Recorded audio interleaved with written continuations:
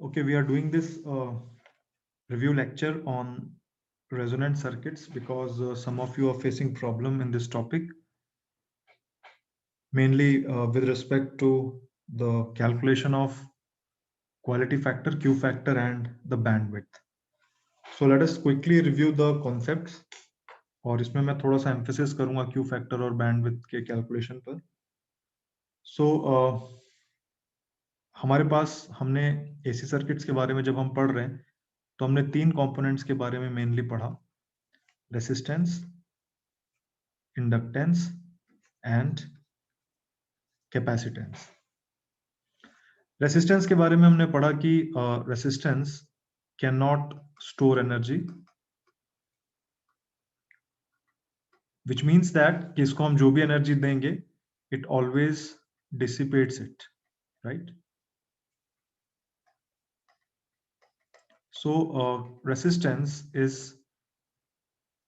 a dissipating component. It always dissipates energy, whatever energy is supplied to it. जहां तक pure inductor की बात है, a pure inductor does not consume energy.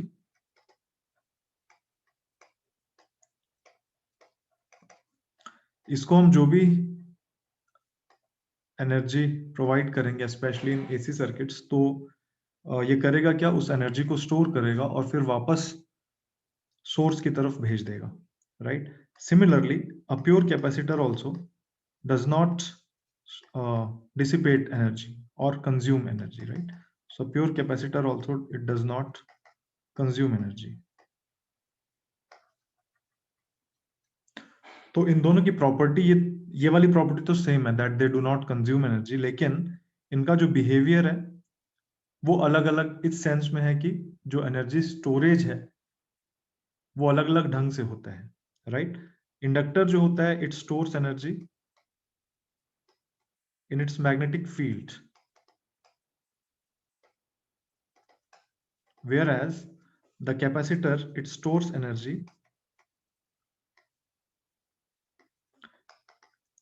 in the electrostatic field, right, in the electric field.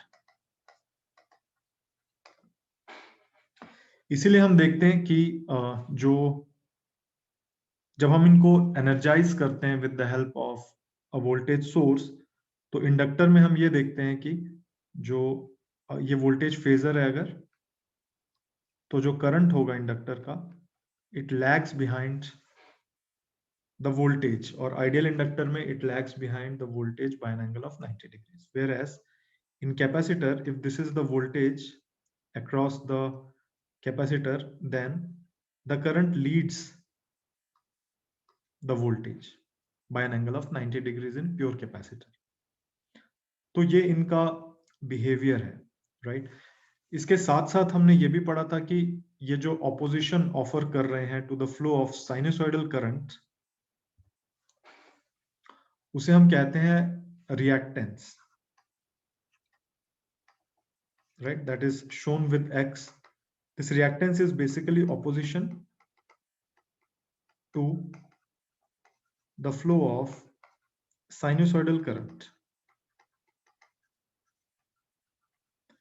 तो हमने पढ़ा था कि जो इंडक्टर ऑपोजिशन ऑफर करता है to the flow of sinusoidal current, that is given as omega into L, which is 2 pi f into L, where this f is the frequency of the current, the sinusoidal current which we are trying to push through the inductor, right. So here we see that this opposition offered by the inductor, जिसको हम inductive reactance कह रहे हैं XL, it is directly proportional to the frequency of the current. Capacitance के case में जो opposition है, यानी जो कैपेसिटिव रिएक्टेंस है, that is given by 1 by omega c, which is equal to 1 by 2 pi f into c, where f is the frequency of the current, जो sinusoidal current है जो हम इस कैपेसिटर के थ्रू पुश करना चाहते हैं. तो यहां पर हम देखते हैं कि capacitive reactance that is inversely proportional to the frequency, ठीक है. तो ये दोनों कंपोनेंट्स जो ये एनर्जी को स्टोर करते हैं, वापस कर देते हैं सोर्स को, और इनका बिहेवियर जो है वो एक दूसरे से इस सेंस में डिफरेंट है कि जो वोल्टेज और करंट्स के बीच का रिलेशनशिप है इन terms of the lagging and leading relationship, वो दोनों में बिल्कुल अपोजिट है। और इसी प्रॉपर्टी के कारण हमें रेजोनेंस का फिनोमिनन दिखाई देता है, जिसको मैं एक्सप्लेन करूंगा अभी with the help of exchange of energy and in terms of this formula also that we have studied, right. इसके अलावा हमने ये पढ़ा कि अगर हमारे पास कोई सर्किट है जिसको हम फेजर डोमेन में कन्वर्ट कर रहे हैं, तो हम वहां पर क्या करते हैं, जहां पर भी हमारे पास इंडक्टेंस होता है, फेजर डोमेन में कन्वर्ट करने के लिए उसको हम रिप्लेस कर देते हैं उसके रिएक्टेंस से multiplied with J, where J is root of -1। और ये भी मैंने एक्सप्लेन किया था हम ये क्यों करते हैं, ताकि जो वोल्टेज और करंट का रिलेशनशिप है वो कंसिस्टेंट रहे, that current should always lag behind the voltage in an inductor. Similarly capacitance में हम क्या करते हैं, जहां भी हमें कैपेसिटेंस पता होता है फेजर डोमेन में, उस कैपेसिटेंस की जगह हम कैपेसिटिव रिएक्टेंस लेते हैं XC which is equal to 1/ωc, और उसको हम मल्टीप्लाई करते हैं -j से, राइट। सो सबसे पहला पॉइंट रेजोनेंस के लिए, रेजोनेंस का फिनोमिनन है जो that I will explain with the help of a series resonant circuit, लेकिन एक जनरल जो मेथोडोलॉजी हमें पता होनी चाहिए वो ये है कि हमारे पास एक सोर्स है, this is a source of alternating voltage, this is an AC source, और हमारे पास इसकी जो फ्रीक्वेंसी है that is variable, right. This frequency can be changed. Now this source is supplying energy to a load, और इस load में कई सारे रेसिस्टेंसेस, इंडक्टेंसेस और कैपेसिटेंसेस के कॉम्बिनेशन है इसमें कोई, right. So this load it is a combination of resistances, inductances and capacitances. ये कैसा भी कॉम्बिनेशन हो सकता है, सीरीज या पैरेलल या सीरीज पैरेलल, बहुत एक कॉम्प्लिकेटेड कॉम्बिनेशन कुछ भी हो सकता है, ठीक है। तो जब हम इसको फेजर डोमेन में कन्वर्ट करेंगे, तो ये मैंने वोल्टेज फेजर शो किया, ये जो सारे कंपोनेंट्स हैं इनके हम रिस्पेक्टिव रिएक्टेंसेस वो मार्क कर देंगे जे या -j के साथ, R will of course remain as it is. फिर हमें मालूम है कि हम उसको एक रेगुलर सर्किट की तरह ट्रीट करके सीरीज और पैरेलल वैल्यूज निकाल सकते हैं। तो ओवरऑल हमें एक इंपिडेंस दिखाई देगा Z बार, और यहां पर एक करंट फ्लो होगा through this impedance which I am calling as I bar. तो ये सर्किट जब रेजोनेंस में आएगा तब क्या होगा, तब होगा ये कि जो करंट है, I am calling it resonant current IR, ये इंपिडेंस जो है रेजोनेंट कंडीशन में आई एम कॉलिंग इट ZR। तो अंडर रेजोनेंस क्या होगा, दिस इंपिडेंस ZR, इसका जो इमेजिनरी पार्ट होगा दैट विल बिकम 0। हमें मालूम है कि जो इंपिडेंस है, जब हम इसको फाइनली एक्सप्रेस करेंगे तो ये कॉम्प्लेक्स नंबर है, right. It will have a real part जिसको हम R से शो कर रहे हैं, और एक इमेजिनरी पार्ट जिसको हम X से शो कर रहे हैं। Now this is multiplied with J। तो ये जो रिएक्टिव पार्ट है, X वाला पार्ट जो है, that is basically the combined effect of all the inductances and capacitances, right. तो इसका जो इफेक्ट है, एक स्पेसिफिक फ्रीक्वेंसी पे वो इफेक्ट 0 हो जाएगा। तो क्या होगा, इमेजिनरी पार्ट 0 हो जाएगा और रियल पार्ट जो है वो सिर्फ रहेगा। तो उस समय में this impedance will act as a resistive component। जब ये रेसिस्टिव कंपोनेंट की तरफ एक्ट करेगा, तो जो वोल्टेज है और जो करंट है, they will be in same phase. तो अगर हमारे पास कोई कॉम्प्लिकेटेड सर्किट है और हमें वहां पर ये बोला गया है कि इसमें रेजोनेंस है, तो उसका मतलब सिर्फ ये है कि जो कंबाइंड इंपिडेंस है उसका imaginary part should be equated to 0, और यहीं से हमें सारी जो भी डेरिवेशंस करने हैं वो हम यहां से कर सकते हैं फिर। तो ये एक जनरल मेथोडोलॉजी हमेशा यही रहेगी, चाहे वो सीरीज हो, चाहे पैरेलल हो, या फिर एक कॉम्प्लिकेटेड कॉम्बिनेशन हो, राइट। हमें क्या करना है, सबसे पहले जो कंबाइंड इंपीडेंस है वो निकालना है एज अ कॉम्प्लेक्स नंबर। वो निकालने के बाद उसका इमेजिनरी पार्ट को इक्वेट कर देना है 0 से। So I will explain this method. तो हम आते हैं सीरीज रेजोनेंस में। Our focus will be more on AC series circuits. इस सर्किट में I have this voltage source, I have a resistance, I have an inductance, I have a capacitance. They are all in series. This is the voltage and this is the current IT, and they are in series, so the same current is flowing through all the components, right? तो हमारा सबसे पहला step क्या होगा, हम इस circuit को phasor domain में ले जाएंगे। फेजर डोमेन में लेगा मतलब कि इस वोल्टेज को हमने कॉम्प्लेक्स नंबर की तरह शो किया, a phasor V bar, R remains as it is, L जो है that is replaced with XL, where XL is omega into L and this is multiplied with J। जहां जहां capacitor, जो capacitor है उसको हमने रिप्लेस किया XC से and that is multiplied with minus J, and this is how the circuit looks like and this is the current I bar। Now as I said, ये जो कंपोनेंट्स है हमें सीरीज में दिख रहे हैं, तो इनका जो कंबाइंड ऑपोजिशन है उसको हम कहेंगे इम्पीडेंस Z बार, और क्योंकि वो सीरीज में है हम उनको ऐड कर सकते हैं, तो this is R plus JXL minus JXC, which means that this Z is equal to R plus J into XL minus XC, right? And this is the current and this is the voltage। तो अभी तक मैंने इसमें resonance की कोई बात नहीं करी है। इस सर्किट का जो इक्विवेलेंट फेजर होगा वो इस तरह से दिखाई देगा, और जो कंबाइंड ऑपोजिशन है Z बार वो है R plus J into XL minus XC। तो इस इंपिडेंस के लिए this impedance is R plus J XL minus XC, and we know that both the values of XL and XC they depend on the frequency। तो अभी मैं क्या कर रहा हूं, मैं इन सब के लिए प्लॉट बना रहा हूं, R के लिए, XL के लिए और XC के लिए with respect to frequency, right. So R is a constant, it is not a function of frequency.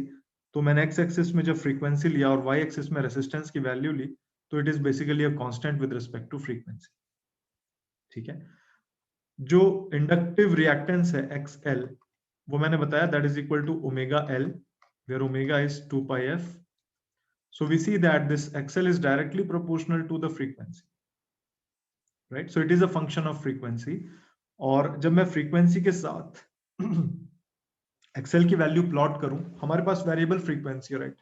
As we change the frequency the value of opposition, inductive opposition will change. और वो कैसे change हो रही है, जैसे जैसे हम frequency बढ़ा रहे हैं, वो जो रिएक्टेंस है that is increasing, it is directly proportional। So this is how the curve will look like। And as far as the plot of capacitive reactance is concerned, तो इसको हमने लिखा था 1 by omega C। So this is 1 by 2 pi f into C। So here we see that the opposition offered by this capacitor is inversely proportional to the frequency of the supply, right? तो जैसे हमने फिर यहाँ पर भी हमने graph बनाया है, as we change the frequency, जो वेरिएशन ऑफ कैपेसिटिव रिएक्टेंस होगा it will be like this, ठीक है। तो अब हम क्या करते हैं, हम इन दोनों को आपस में सुपर इम्पोज कर देते हैं, the inductive reactance and the capacitive reactance, and it looks like this. तो हम यहां पर ये देख रहे हैं कि एक ऐसी फ्रीक्वेंसी है जिसमें ये दोनों कर्व्स इंटरसेक्ट कर रहे हैं, यानी कि इस कंडीशन में XL is equal to XC, right. इससे पहले वाली फ्रीक्वेंसीज में क्या हो रहा है, इससे पहले वाली फ्रीक्वेंसीज में XC is greater than XL, और इसके बाद वाली फ्रीक्वेंसीज में XL is greater than XC, जैसे हमें इस ग्राफ से दिख रहा है। लेकिन एग्जैक्टली इस पॉइंट पर XL और XC दोनों बराबर है। और हमने क्या देखा था, हमने ये देखा था कि जो इम्पीडेंस है उसकी जो वैल्यू थी that was R plus J into XL minus XC, right. तो एक स्पेसिफिक फ्रीक्वेंसी पर क्या हो गया, XL और XC दोनों बराबर हो गए। XL और XC जब बराबर हो जाएंगे तो this value is equal to 0 and this impedance I am writing it ZR, resonance पर जो इम्पीडेंस है that is now purely resistive which is equal to R। तो ये जो फ्रीक्वेंसी पर ऐसा हो रहा है इसको हम रेजोनेंट फ्रीक्वेंसी कहते हैं, राइट। इस फ्रीक्वेंसी में हमें क्या मिल रहा है, XL की वैल्यू XC के बराबर मिल रही है। सो XL is 2 pi f into L। ये एक स्पेसिफिक फ्रीक्वेंसी पे हो रहा है जिसको हम रेजोनेंट फ्रीक्वेंसी कह रहे हैं। So let us call it FR। This is equal to XC which is 2 pi f again FR into C. So here we see that this is 4 pi square FR square and this is equal to 1 by LC. So this resonant frequency can be easily calculated here and it will be equal to 1 by 2 pi root LC. तो अगर हम ये जो हमने circuit लिया था यहां पर इस वोल्टेज का, साइनसॉइडल वोल्टेज की फ्रीक्वेंसी को अगर हम इस तरह से ले लें कि frequency is equal to 1 by 2 pi root LC, तो उस केस में क्या होगा कि जो करंट और वोल्टेज होंगे वो सेम फेज में होंगे, although L and C both are present here. और ऐसा क्यों होगा, क्योंकि ये जो कंबाइंड इंपीडेंस है उसका जो इमेजिनरी पार्ट है that will be 0 and this combined impedance will act like a resistance, right. सो इस कंडीशन को हम रेजोनेंट कंडीशन कहते हैं और ये एक स्पेसिफिक फ्रीक्वेंसी पर ये कंडीशन हम अचीव कर पाते हैं। तो अब हो क्या रहा है, एक्चुअली यहां पर हो ये रहा है कि अगर आप फ्रीक्वेंसी के साथ ये जो टोटल इंपीडेंस था which is equal to R plus J XL minus XC, इसका अगर हमें ग्राफ बनाए तो मैं इसका मैग्नीट्यूड ले रहा हूं, this will be equal to R square plus XL minus XC square. इसका अगर हमें ग्राफ बनाए तो वो ग्राफ हमें इस तरह का मिलेगा विद रिस्पेक्ट टू फ्रीक्वेंसी, और इस फ्रीक्वेंसी पे क्या होगा, the value of impedance will be minimum and it is equal to R।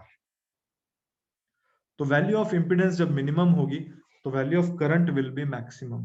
तो ये वाला जो सर्किट है सीरीज रेजोनेंस में the value of the current is maximum now. तो इन टर्म्स ऑफ पावर अगर हम देखें, इस ग्राफ को बहुत ध्यान से देखें, यहां पर हमने एक्स एक्सिस के ऊपर वो वाली पावर प्लॉट करी है जो किसी भी एलिमेंट को सप्लाई कर रहे हैं हम सोर्स से, और एक्स एक्सिस के नीचे हम उस वाली पावर को शो कर रहे हैं जो वो एलिमेंट हमें रिटर्न कर रहा है, ठीक है, सोर्स को। सबसे पहले focus on the resistance. See, resistance does not return back any power, उस पर सिर्फ पावर जा रही है और वो उस पावर को डिसिपेट कर दे रहे हैं, ठीक है। But if you see the behavior of inductor and capacitor, you see that inductor को कुछ देर के लिए पावर सप्लाई की गई और फिर उसी इंडक्टर ने वो पावर वापस सोर्स को दे दी या वो पावर सर्किट को वापस दे दी, और ऐसा ही कैपेसिटर में हो रहा है। लेकिन यहां पर नोट करने वाली बात यह है कि जिस ड्यूरेशन में, यानी 0 से लेकर t1 तक, जब ये इंडक्टर में पावर जा रही है उस ड्यूरेशन में कैपेसिटर से पावर मिल रही है। इसका मतलब ये दोनों एलिमेंट्स आपस में पावर को एक्सचेंज कर रहे हैं। रेजोनेंट कंडीशन में हो क्या रहा है, जितना अमाउंट ऑफ पावर इंडक्टर में जा रहा है वो कैपेसिटर से आ रहा है और वही पावर फिर इंडक्टर से कैपेसिटर में जा रही है। They are playing with each other, they are exchanging energy with each other, right. और वो amount of energy exactly equal है। So this is what is happening in series resonance. तो यहाँ पर जो स्टूडेंट्स की जो मेन डाउट्स है वो मेनली रिलेटेड टू फॉर्मूले है, that is not mainly related to the phenomenon itself, that is mainly related to formulae. So let us quickly discuss the formulae that is important, which are important for solving the numericals here and from practical point of view also. तो हम यहाँ पर एक factor define करते हैं, quality factor, इस series resonant circuit के लिए। मैंने आपको क्या बताया, एक अमाउंट ऑफ पावर है जो डिसिपेट हो रही है रेसिस्टेंस के थ्रू, और एक अमाउंट ऑफ पावर है जो इंडक्टर और कैपेसिटर आपस में एक्सचेंज कर रहे हैं, राइट। तो हम क्वालिटी फैक्टर को डिफाइन कर रहे हैं कि रिएक्टिव पावर जो एक्सचेंज हो रही है उसका रेशियो एवरेज पावर के साथ जो डिसिपेट हो रही है, राइट। तो अगर यहां पर हम इसको क्वालिटी फैक्टर को कैलकुलेट करें तो रिएक्टिव पावर कितना होगा, आई स्क्वायर इंटू एक्सएल, या you can write it as I square into XC also, because XL is equal to XC under resonant condition, right, divided by जो power dissipate हो रही है यानी I square into R. So this quality factor comes out to be the inductive reactance divided by the value of resistance, right? So this is omega L by R. इसको आप अगर थोड़ा सा और expand करें, so this Q is equal to omega L by R. ये कौन सा ओमेगा है, जो रेजोनेंट फ्रीक्वेंसी में एंगुलर फ्रीक्वेंसी है, so this is 2 pi f R into L by R. और अभी अभी हमने डिराइव किया the value of frequency, so this is 2 pi into L by R, और मैं frequency को यहाँ पर रख रहा हूँ, so this frequency was 2 pi into root LC, right?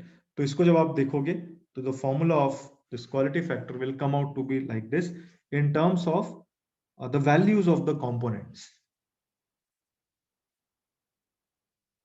ठीक है। तो प्रैक्टिकल पॉइंट ऑफ व्यू से ये क्यों इंपॉर्टेंट है, so it is shown here, the quality factor is an indication of how much energy is placed in storage, right. वो storage में कितनी एनर्जी है प्लेस किया है हमने as compare to that which is dissipated. तो quality factor जितना ज्यादा होगा, यानी जितना आप एनर्जी को स्टोर कर रहे हैं in comparison to the amount of energy which is being dissipated, जितना ज्यादा क्वालिटी फैक्टर होगा, रेजोनेंस का जो रीजन होगा वो उतना ही इंटेंस होगा, स्मॉल कर्व बनेगा, right. That I will show here, it's like this. यहां पर हमने करंट को प्लॉट किया है with respect to frequency for series resonance.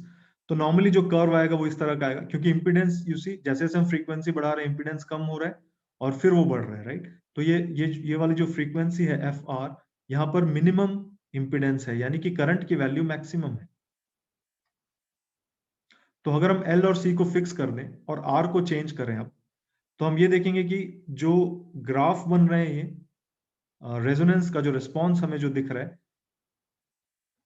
उसकी जो विड्थ है वो चेंज हो रही है। जितना इंटेंसली, ये इंटेंस एक रेजोनेंस कर्व है और ये थोड़ा सा फैला हुआ रेजोनेंस कर्व है, राइट। तो क्वालिटी फैक्टर इस चीज को डिक्टेट कर रहा है कि जितना शार्प क्वालिटी फैक्टर जितनी ज्यादा होगी उतना शार्प रेजोनेंस का कर्व जो रीजन है वो उतना शार्प होगा, ठीक है। तो ये वाला जो ग्राफ बन रहा है वो तो एक कंटिन्यूअस एक ग्राफ बन रहा है, इसमें हम एक स्पेसिफिक बैंड एक डिफाइन कर देते हैं। ये वाला जो बैंड है between two frequencies f1 and f2, इस पूरे बैंड को, ये जो इनके बीच का डिफरेंस है, we are calling it bandwidth, ठीक है। ये जो फ्रीक्वेंसी f1 और f2 का डिफरेंस है उसको हम एक बैंड विड्थ कह रहे हैं, और इस फ्रीक्वेंसी को हम फिर डिफाइन कैसे कर रहे हैं, देखो जैसे जैसे हम फ्रीक्वेंसी चेंज कर रहे हैं अमाउंट ऑफ करंट चेंज हो रहा है, अमाउंट ऑफ करंट चेंज हो रहा है तो एनर्जी जो डिसिपेट हो रही है, एनर्जी डिसिपेट कितनी हो रही है, आई स्क्वायर आर। करंट चेंज हो रहा है विद रिस्पेक्ट टू फ्रीक्वेंसी, यानी जो एनर्जी डिसिपेट हो रही है वो भी चेंज हो रही है। तो हम कह रहे हैं कि half of the power frequency, जो मैक्सिमम करंट डिसिपेट हुआ था उसका हाफ किस फ्रीक्वेंसी पे डिसिपेट होगा, उसके हिसाब से हम f1 और f2 को डिफाइन कर रहे हैं। तो लेट अस कैलकुलेट इट, मैं वो करके बताता हूं आपको। So we are calculating the frequency for half power, ठीक है। तो सी नॉर्मल कंडीशन में हमने क्या देखा, नॉर्मल कंडीशन में हमने देखा कि जो करंट होगा उसका मैग्नीट्यूड वो कितना होगा, वोल्टेज का मैग्नीट्यूड डिवाइडेड बाय इंपीडेंस का मैग्नीट्यूड, राइट। ये जो इम्पीडेंस है इसका कुछ रेसिस्टिव पार्ट है और कुछ रिएक्टिव पार्ट है जो है XL minus XC, right. So normal condition में क्या हो रहा है, जो एनर्जी डिसिपेट, जो पावर डिसिपेशन हमें मिल रहा है वो तो सिर्फ रेसिस्टेंस में हो रहा है, तो वो कितना हो रहा है, I square into R, right. अब देखते हैं हम सी रेजोनेंस में क्या हो रहा है। रेजोनेंस में जो करंट है, let us call it resonant current IR। Resonant condition में क्या हो रहा है, वोल्टेज तो वही है, लेकिन जो इंपीडेंस है overall that is equal to R, right. So power dissipation during resonance वो हमें कितना मिल रहा है, I स्क्वायर R यानी V square by R square into R, so this is equal to V square by R, ठीक है। हमने कहा कि हाफ जो पावर है उसके लिए हम फ्रीक्वेंसी निकाल रहे हैं। हाफ पावर मतलब ये जो रेजोनेंस के टाइम में जो पावर डिसिपेट हुआ था उसका हाफ, और वो पावर कितना था, V स्क्वायर बाय R। सो हम क्या कर रहे हैं, हम ऐसी फ्रीक्वेंसी को चूज कर रहे हैं इस टाइम पे जिसमें जो पावर डिसिपेशन है, let us call it dissipated power PD, that should be equal to half of the power जो रेजोनेंस के टाइम में डिसिपेट हुई थी, ठीक है। तो हमने क्या किया, फ्रीक्वेंसी को जो भी सेटिंग करी हमने, तो मैं वो यहां से वो फॉर्मूले लेकर आ रहा हूं। सो power dissipation will be equal to I square into R. So R is here. I square is equal to V square. I is V by Z. So V square by Z square. ये Z एक specific value है जो एक frequency पर हमें मिल रही है. So let us call it Z1, right? And this is equal to half of the power which is dissipated under resonance. So this is V square by R. तो इसको जब हम कैलकुलेट करेंगे तो हमें मिलेगा R square is equal to Z square, है ना। ये नई वाली कंडीशन है, I am writing it as Z1, और Z हमें मालूम है कितना है, Z की वैल्यू जो है वो है R square plus XL minus XC square. ये XL और XC एक स्पेसिफिक फ्रीक्वेंसी पे है, so I am writing them as XL dash and XC dash, and this is equal to R square, sorry ये 2 भी था यहाँ पर, so this is equal to 2R square, right. और इसको जब हम फर्दर डिराइव करेंगे तो हमें मिलेगा R square plus XL minus XC, एक स्पेसिफिक फ्रीक्वेंसी पर है, this is equal to R root 2। तो यहां पर जब हम इसको एक्सपैंड करेंगे XL as omega L and XC as 1 by omega C, तो हम ये देखेंगे कि ये क्वाड्रेटिक इक्वेशन बनेगी, विच मीन्स दैट ओमेगा की दो वैल्यूज आएंगी। Omega is angular frequency 2 pi f, तो हमें ये दिखाई देगा कि f की फ्रीक्वेंसी की दो वैल्यूज आएंगी जिनको हम कह रहे हैं f1 और f2। उस इक्वेशन को हम सॉल्व करेंगे, it is a simple equation, तो सिंपल क्वाड्रेटिक इक्वेशन। तो हमारे पास दो वैल्यूज आएंगी f1 और f2 की, जो मैंने यहाँ पर शो करी है। तो बैंडविड्थ को हमने डिफाइन किया था इनको बीच का डिफरेंस, ठीक है। सो f2 माइनस f1 जब आप यहाँ पर कैलकुलेट करोगे इन फॉर्मूले से, तो you will get it as